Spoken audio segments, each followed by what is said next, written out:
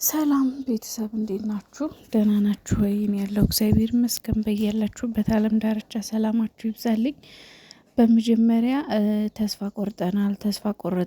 ቆረጥን ለምትሉ ሰዎች ምንም ተስፋ የሚያስቆርጥ ነገር የለም።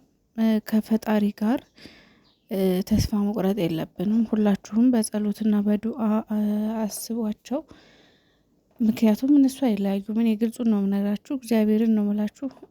እስከ ዛሬ ድረስ እኔም እንደናንተ በመጀመሪያ ሳይገባኝ ይለያያሉ ብዬ ብዙ ጊዜ ተስፋ የቆረጥኩባቸው ጊዜያቶች ነበሩ። ግን የእነሱ ፍቅር መሰረት ያለው በትልቅ ጽናት የተገነባ እንጂ እንደዚህ ዝም ብሎ በተልካሻ ምክንያት በትርኪ ምርኪ ነገር የሚፈርስ ፍቅር የላቸውም። የጸና ፍቅር ነው ያላቸው። ጠንካራ መሰረት ያላቸው ፍቅር ነው ያለው እና በዚህ ነገር እነሱ አይለያዩም። ሀይሚዬ ብትሆን እንደዚህ የሆነችበት የራሷ ምክንያት አላት። ምክንያቷ ደግሞ ምንድነው? ብሩኬን ስለምትተማመንበት ነው። ማለት እንደዚህ በቃ እንደዚህ የሆነችው በብሩኬ ላይ እምነት ስላላት ነው።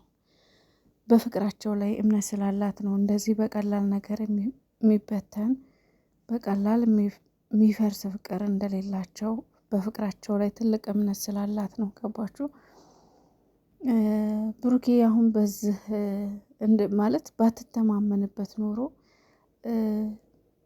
እውነተኛ ፍቅር እንዳለው ለእሷ እንደሚወዳት እንደሚያፈቅራት በቀላሉ ተስፋ እንደማይቆርጥባት ስለምታውቅ ነው እንደዛ የሆነችው። ሰው ምንም ማለት አይደለም። በምትወዱ ሰው ላይ እምነት ባላችሁ ሰው ላይ ነገ አይተወኝም እንደዚህ በቀላል ነገር ትቶኛ አይሄድም ብላችሁ በምትተማመኑበት ሰው ላይ ነው እንደዚህ ከባባድ ነገሮች የምታደርጉት። እንደዚህ ጠንከር ያለ ውሳኔ የምትወስኑትና እኔም የታየኝ ያ ነገር ነው። በመሀላቸው እውነተኛ ፍቅር ስላለ ነው። ብሩኬም ቢሆን እስካሁን ድረስ ብዙ ዋጋ እየከፈለ ያለው ሀይሚዬን በተደጋጋሚ ይቅር እንድትለው መስዋዕት እያደረገ ያለው ዝቅ ያለው እውነተኛ ፍቅር እንዳለው ስለሚያውቅ ስለሚወዳት እሷም እንደምትወደው እንደምታፈቅረው ይቅርታውንም እንደምትቀበለው ስለሚያውቅ ነው። እና አንዳንድ ሰዎች ደግሞ አንደኛ የተስፋ ልቆርጣችሁ፣ ተስፋ አትቁረጡ። ምንም ተስፋ የሚያስቆርጥ ነገር የለም። ነገ ሰላም ይሆናል ሁሉም ነገር። ለጊዜው ግን ያው ደስ አይልም፣ ደብራል ላይ ነው አውቃለሁ።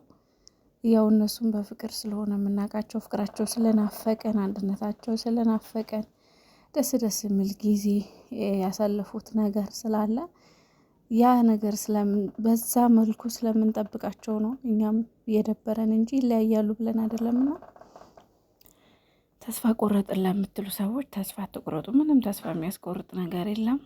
እንግዲህ የፍልሰታም ጾም ነገ ይጀመራል። እንኳን አደረሳችሁ ኦርቶዶክሳውያን። እንግዲህ እቺ 16 ቀን የጽሞና ጊዜ ፈጣሪ እንግዲህ ጥሞናችንን ጸሎታችንን የሚቀበልበት ጊዜ የሆነ የጥሞና ጊዜ ነው። 16 ፍልሰታ የትልቅ የትንሽ የአዋቂ አይባልም። ኦርቶዶክሳውያን በሙሉ እንግዲህ እዚህ ጾም ላይ የምንሳተፍበት ነው እና መልካም ጾም ይሆንላችሁ ኦርቶዶክሳውያን፣ ይሆንላችሁ፣ ይሆንልን እና ጾምም እየገባ ነው። ይሄ ጭቅጭቅ ባይኖር ደስ ይለን ነበረ፣ ግን ደግሞ ምንም ማድረግ አይቻልም። እኛም ክፉን ደግም እንናገራለን ይኸው ባየነው ልክ ስለሆነ እና አንዳንዶች ስር ደግሞ እማንትማሩ ሰዎች አላችሁ፣ ማንማር ሰዎች አለን። ማለት ማንማረው ምንድን ነው? በእነሱ መሀል መግባት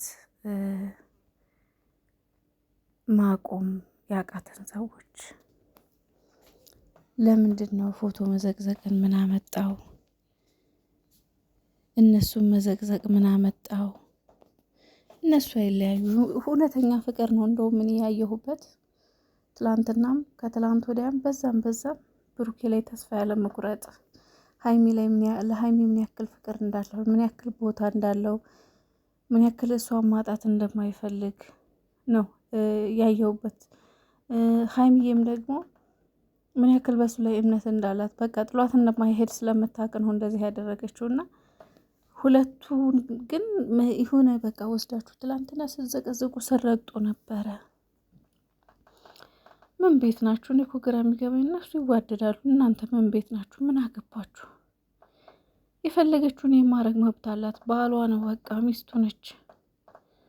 እንዲህ ምን ሆናችሁ ነው? በቃ እነሱ ይታረቃሉ ነገ። የእውነቴን ነው የምላችሁ መኑኝ።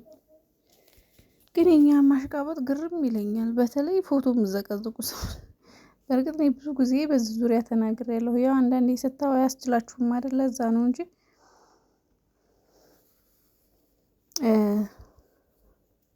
ብዙ ጊዜ ተናግሬያለሁ። እና ደግሞ አታውቋቸውም ማለት ነው። እኔ ስለማውቃቸው ነው መቼም ቢሆን ተስፋ አልቆርጥም እነሱ አይለያዩም ብዬ በየጊዜው የምከራከረው ስለማውቃቸው ነው። ሁኔታቸውን ስላየሁ ነው። ገባችሁ? ስላየሁ ነው ሁኔታቸውን። መቼም የሚለያዩ ልጆች አይደሉም እነሱ። እውነቴን ነው የምላችሁ። ተስፋ ቆረጡ፣ አይለያዩ እና ታሽቃብጡ፣ ፎቶ አዘቅዝቁ።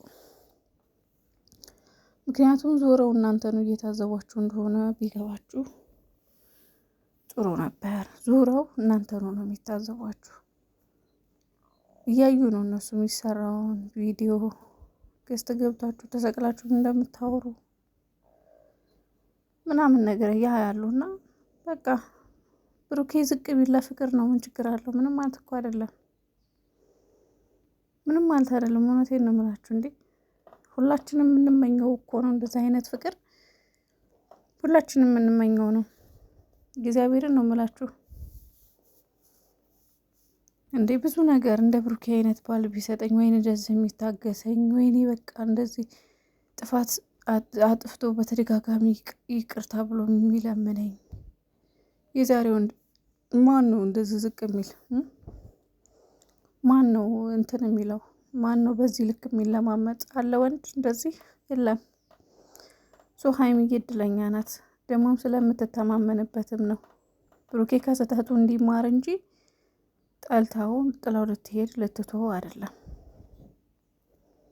ስለዚህ እውነታው ይሄ ነው። ታው እነሱ አይለያዩም። አንዳንድ እህቶች ደግሞ ከልብ በቃ ተስፋ ቆረጥን የምትሉ እህቶቼ ተስፋ አትቁረጡ።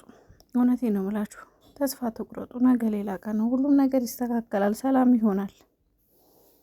እነሱ አንድ ናቸው፣ መቼም ሊለያዩ አይችሉም። የእውነቴን ነው የምላችሁ። በቃ ትናንትና ቪዲዮ ያሳዝናል፣ ግን ደግሞ በቃ ለፍቅር ነው ዝቅ ያለው ብሩኬ። ምንም ማለት አይደለም፣ ፍቅር ነው በቃ